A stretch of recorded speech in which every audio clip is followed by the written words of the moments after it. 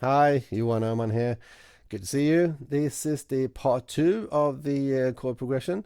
And in this video, we're not going to be so much caved into the technicality of the music, the theory. This is going to be more of intent, the thought process of making music. We're gonna compose our eight bar piece of music together, an original. And I will try, when doing that, I will try to share my thought process and my intentions with each part of the music. We're going to have a bass, we're going to have a piano and a guitar play together. We're going to use the four chord song concept. And doing that, and we're also gonna have like a kids song. I call it a kids song. It's one of the songs that the kids one of the first songs that the kids learn to play on the piano most often.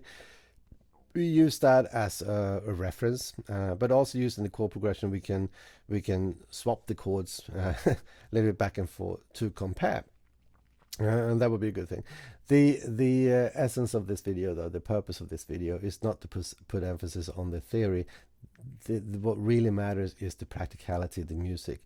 I mean, the music theory doesn't deliver anything. Maybe if you go to music school and you pass a test, fine, you deliver something though, but who's interested? What we know about what we want with music is music. So it's what you play that is important. So just keep on playing. It's going to be one message. Don't ever stop playing, just play. But the music theory you use for your own, that's your own knowledge and your consciousness of the options that you make. Is very much dependent on what you know, but also how you communicate and how you understand music and how you understand other musicians, and what options they can contribute with. It depends on you, how you communicate and what you know is important for them to know. Um, Having said that, though, when you are with other musicians, don't be surprised if you meet an amazing musician that have limited knowledge in music theory. It's quite common. But what they do have is they have a tremendous feel for the music, and they have a tremendous ability with their instruments and what they can deliver. So, and that's what is most important. They are great musicians because they are great at what matters. The music theory just enhances your consciousness, for your understanding of music. So this video, we keep on the intent and the thought process of making the music and the ideas behind it, um, and that is what matters. So let's get to it. Have a good one. Cheers. So this was the last slide from the last video where we created a chord scale. And in this case, you have the diatonic chords, the natural chords, but you also know that you have other chords that you could swap them into. We swapped the E minor for an E sus4, for instance, in that video. You also have the seventh, the extended chord, the seventh chord, right? We talked a little bit about the tonic and the subdominant and the dominant. We're going to leave that. We're not going to touch that anymore. We had also the circle of third, which was really good because that put emphasis on the notes in each chord, and how chords are very closely related to each other and how you can use that in the composition. But that's where we were. Let's go forward. And we're going to use the four chord concept to make our song. The chords that we're going to use is 1, 6, 4, 5, and the key we're going to use them in is the C major. So the 1 will then be a C, and then you have an A minor, F, and a G. You just look down at the chord scale there. You have the chords and the numbers for them because we use them in that key. Um, this four chords concept song is very common by popular music. That's even a comedian that made 10 15 songs, just run them loop them around around around, and it scares you because you think that, okay, so is that it, is that music? All of them are just using the same chords, and it really is not. But it is a common progression used in the Western music. So common, in fact, that when your kid comes home and play the first song they learn on the piano, it will be this one, maybe.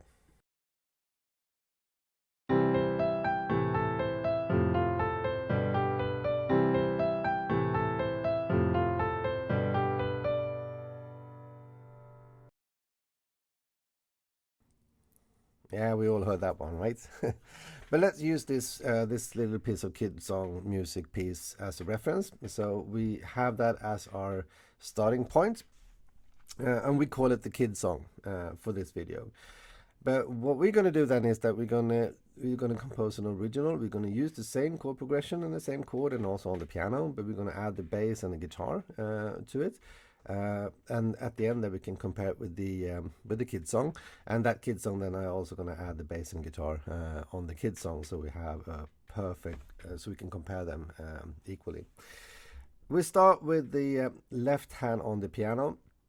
In the kids song, they play the chords straight up, and it sounded like this.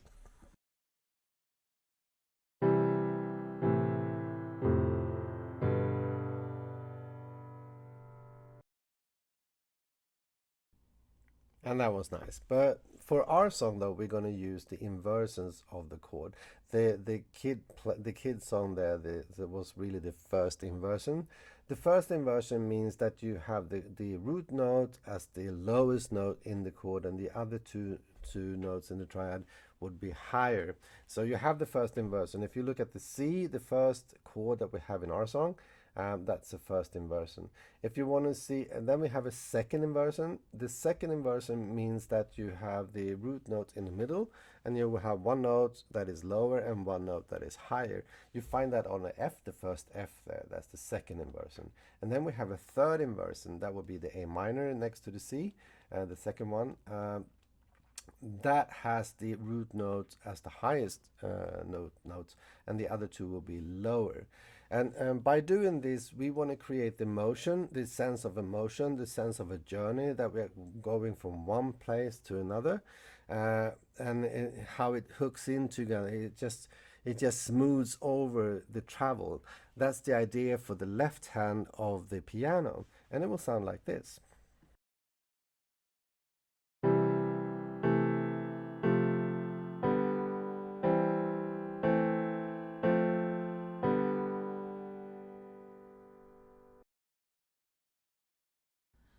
So the left hand there just create a sense of motion going forward. And now we're going to add the bass, and the bass is supposed to support that left hand on the piano on the same motion. We do that by just starting with half notes, root notes straight on the first two bars, and then we move into quarter notes on the bar 3 and 4 there, the two last ones. And it's like for the bass to pick up on the journey.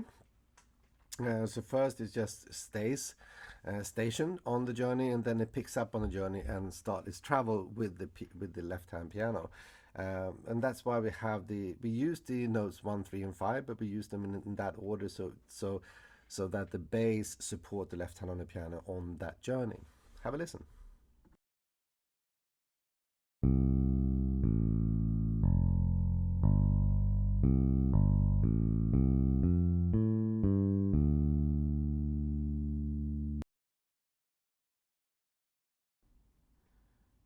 So you have two instruments that creates the sense of motion or journey.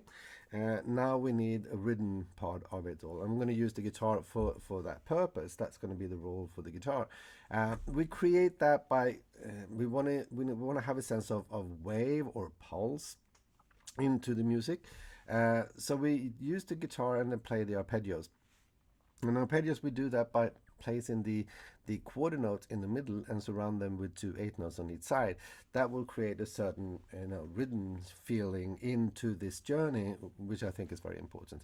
And we use again the notes 1, 3, 5, but we do variation of those notes. We just don't play them in the same order. If you see in the first bar there, we start with 1, 3, 5, and then you have a 3, 5, 1, and you have a little bit of different variation of that one. At the end there, at G, the last G, you see you have 4 8 notes. That is just to mark the end of the first loop, and then you go back to the four one.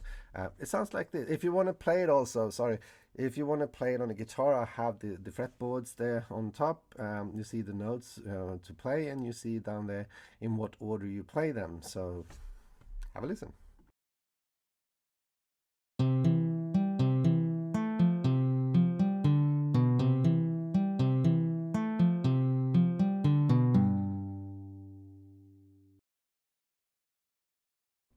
And so we come into our right hand on the piano, the melody section.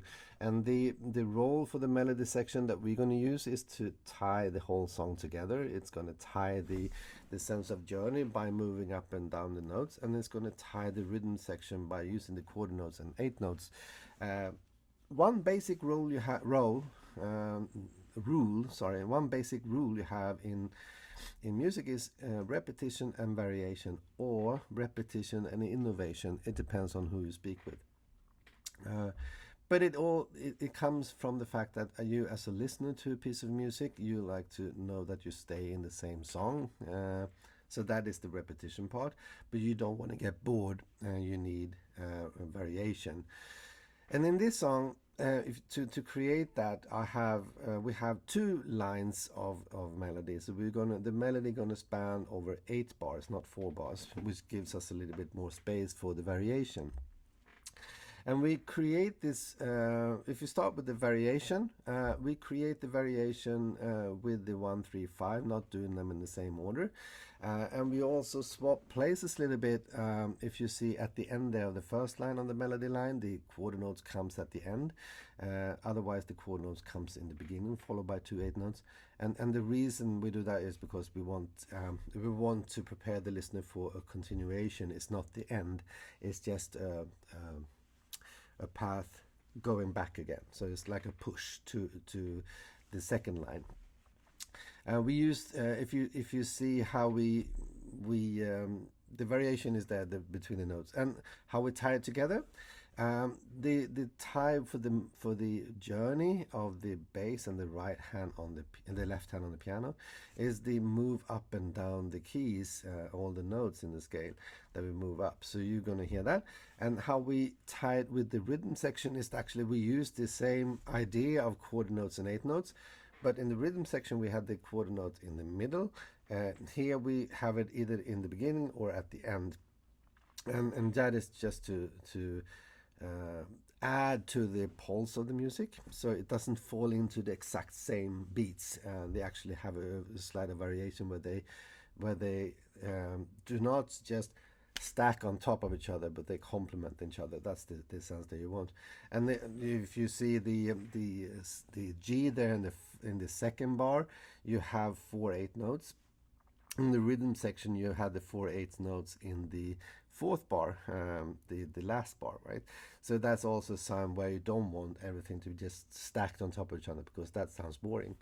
Have a listen. We do the first we do the melody lines in half speed, so you can follow that on the piano keys up there, and then we do it in full speed, and then follow that we play the music in full. So we play the music in full, starting with the rhythm section, and then move up to all the instruments. And then again, we play it once more with the notes in front of you, so you can follow that.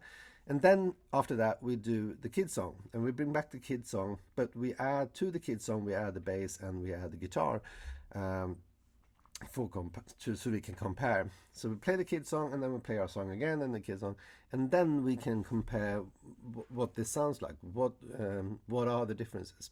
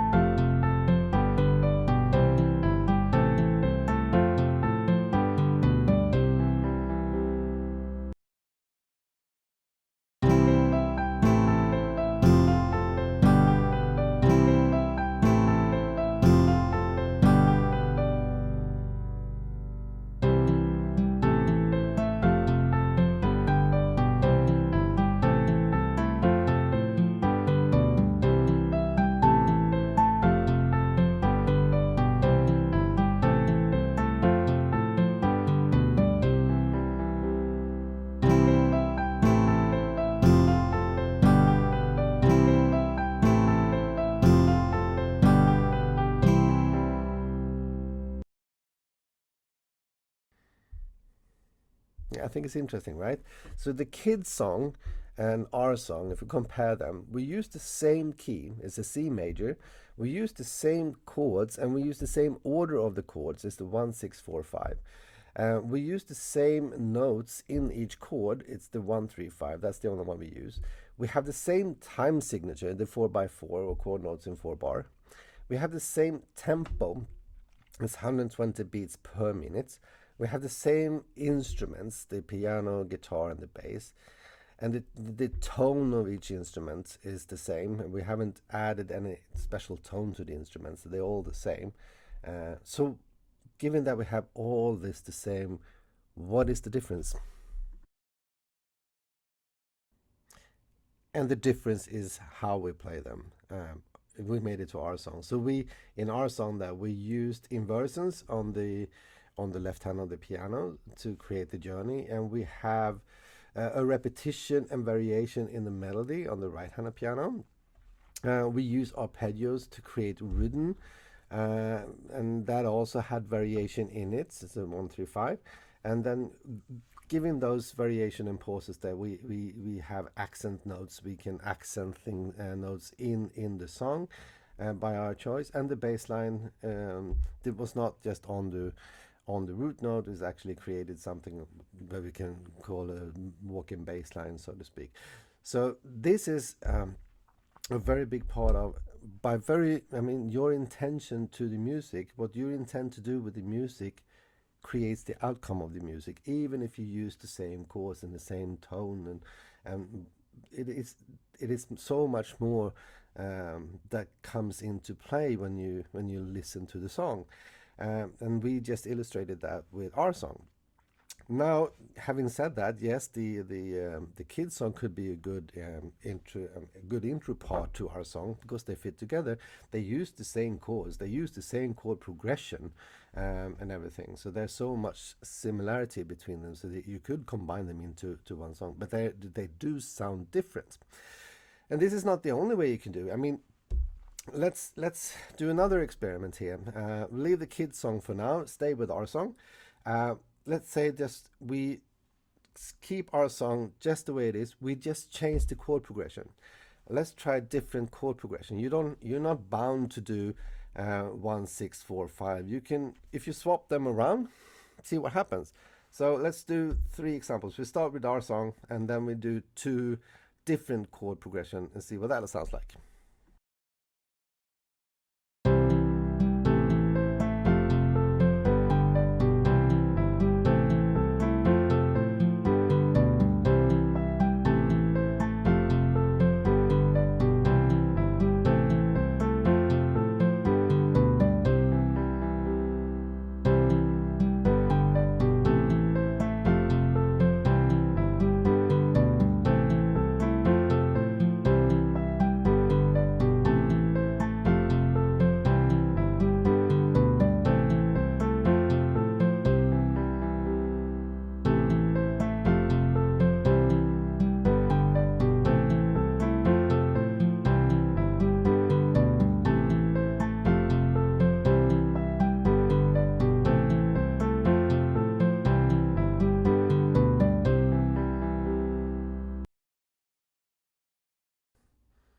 Yeah, they do sound different, but they also fit. It could easily be in the verse of the same song, the bridge in the same song, or the chorus of the same song, or as we said with the kids song, it could be an intro to the same song. But they do sound different. And the message I want to bring forward here is that the technicality of music is one thing, right? But there's much more to it. We haven't had very much of dynamics into it. You can make it stronger and lighter, and you can have a field trip in the music, which music often is. And we haven't really done that with this short piece of music. The important thing is not the technicality of the music, how to play it, but it's how you play it. Using your technique. I'm a bass player, so I'm a composer as well, but I like to write songs, but I also create bass lines, and when I do that, I listen to the music, and I even if I just use the 1 3 5 notes, I try to figure out how my bass will best serve the song. And that goes into the dynamics of the songs, the feels of the songs, and everything that just happens with the song. And the bass needs to be hooked into that. So I need to come up with a bass line that hooks into the other instruments and the song and whatever.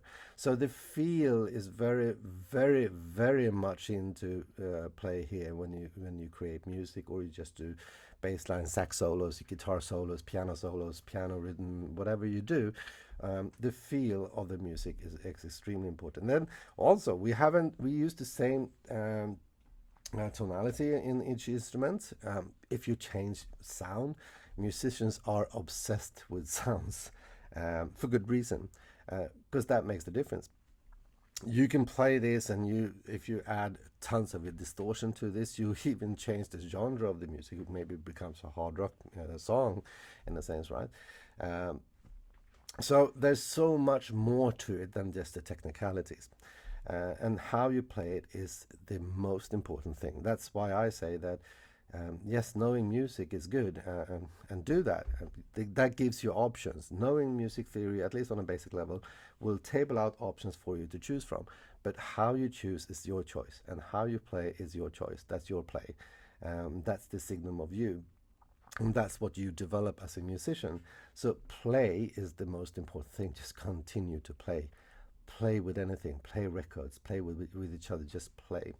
And also know that this is only the beginning. I mean, music, if you take in everything, now we're talking about dynamics and the feels and the relation you have to your instrument, and the relation, the understanding you have of other instruments and other people playing instruments, other musicians, all that comes into play when you do music. And your intention going into this will be the outcome of what you have. So if you want to be satisfied with the outcome, you need to be conscious with what you get into the music, what you give in, and what you contribute with. And your contribution to the music, the tools that you use for your contribution to whatever music that you contribute with. um, you can have the circular fifth, you have the chord progression, you have the basic music theory as your toolbox. And the understanding of music theory, that's your toolbox to know that tables out options for you. If you see the circular fifth here, circular fifth is really, um, that was one thing with the scales. Now you have the chords, but you can use them as chords as well. It's actually used as chords. You see the chord progression that we used for our song. It's up there on the top with the C. But and then you also have the chord scale down there, so you know what it, and all this is the triads, the basics of the chord scales that you use. You know that there are more chords you can swap in that use. In this case, we have the C major scale that we build our chords on. There's so many more chords that you can take in the C major scale. We did that in the last video with the E sus4 chord. E sus4 uses the notes in the C major scale, as does the E minor, so we just swap them and they will work beautifully together. Many songs use the extended chord, like the seventh chords, the 3/7 chords, the major ones, that the major, minor, and the dominant. And a good technique for a major scale, when you want to have a pull into the C, you just do a G7, a dominant 7 on the fifth there, so you have a cadence with a real strong push into the 1 again. And those techniques, right? So if you know them and you try them at home and you play them, then that is part of your contribution to the musicians that you play with. And they will be interested in you because your contribution will matter into the song. It's not just technical, it is the feel of play. Very often you will play with people who don't know much about music theory, and that's really the reality, and they're still extremely good musicians, right? So the play is the most important thing that you do. We introduced you to different types in our last video, also the tools that you can use, the circle of thirds, which is really good because the notes that goes into each chord are important. Even if you play a piano you're playing the chords and you do that beautifully. You have to remember that you also have a relationship. If you play in a band, you will probably have a bass player there, and he's not going to play the chords, he's going to play the notes, and he needs to know if you play a minor or a major, if you play a seven, because that opens up the options for him to contribute to music, right? So it always goes, and it's not only your choice, right? It's also how you communicate to your other members that you play with, what they can contribute with. So that is important. Know also that we now did the most popular four-chord song, the 1-6-4-5. They fit together culturally because of the notes in the songs, how they go forwards and back and whatever. But there are so many other chord progressions that you can do. I mean, everybody know Johnny B. Good and the 12-bar blues. The 12-bar blues use 12 bars, not 16 bars, and they only use the 1-4-5, in a certain order. And it's still played today. The 12-bar blues chord progression, the 12-bar blues is still played today with great enthusiasm. But you have other chord progressions. You have the 2-5-1. If you Google those different chord progressions, you will come up with different songs, and you will hear how they deliver a different feel, really, to the receiver. That means the one that you listen. And so forth. So music is very much your choice, how you can contribute, but also how you communicate with the other ones that you play with. But again, having all that, this, the most important thing is that you play. And you play, even if you play by yourself to a record, if you play with your friends, you play. The know-how and the music theory in itself is just part of it is communication, how you communicate with one another, and the other part is how you make your choices, what choices is tabled out for you, and that only comes from your consciousness. And your creativity is very much dependent on your pre-knowledge and what you can see on the table of options there, so you can choose from.